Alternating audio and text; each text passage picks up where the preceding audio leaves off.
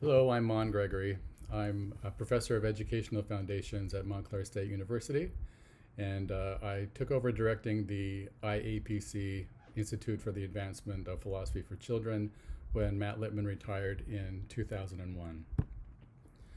I met Matthew Lipman and Anne Margaret Sharp when they came to Mexico City to teach a 2-week course in the doctoral program in philosophy with a concentration in philosophy for children at the Universidad Americana, which was program directed by the wonderful Teresa de la Garza. When I came to the IPC a few years later as a new assistant professor, the IPC was housed in an old greenhouse across the street from the main university campus. I eventually moved my office into the second floor of the old house, where Megan Laverty and Joanne Matkowski had offices across the hall from me. David Kennedy had an attic office upstairs, and Matt and Anne had their offices on the ground floor below. Those were wonderful years where graduate students, visiting scholars, teachers would gather in the kitchen, and they would work at any open desk, and we held meetings and small classes there in the house's one large room, which was lined with hundreds of books that would spill over from Matt's office and Anne's office. There were, of course, houseplants and a cat. The roof would leak over Anne's desk sometimes, and the basement used to flood sometimes and ruin some of our inventory down there.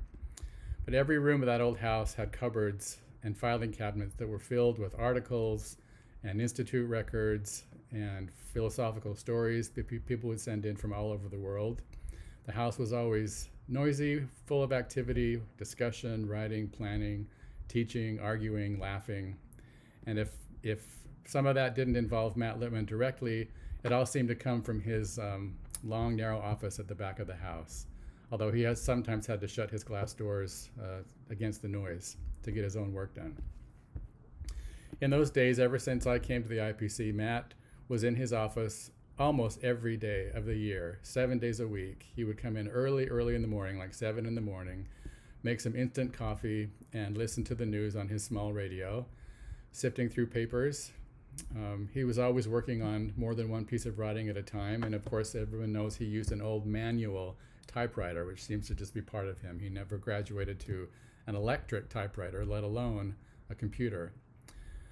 But he spent a lot of his time consulting with faculty and with graduate students and with visitors from around the world. He spent as much time doing that as he did on his own scholarship and writing the novels. He was very generous with his time, and I spent many enjoyable hours talking to him, sitting by his desk, talking about what he was reading or writing, what I was reading and writing, and about the work of the Institute. And my young daughter was a frequent visitor in those days, and Matt was always eager to start up a conversation with her, sometimes by showing or gifting her a little trinket from a part of the world that was from his office.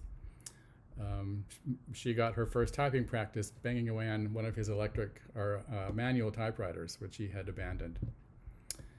In 2005, the IPC moved in with our College of Education into a brand new academic building, which was on the opposite end of campus. And Matt had been retired then for about 4 years. And though he used to come he had an office there, and he would come once in a while, but not very often. The new offices were less accessible, and the move also coincided with a decline in Matt's health. So we managed to bring a lot of the noise and activity over into the new offices, but Matt's absence was always very palpable.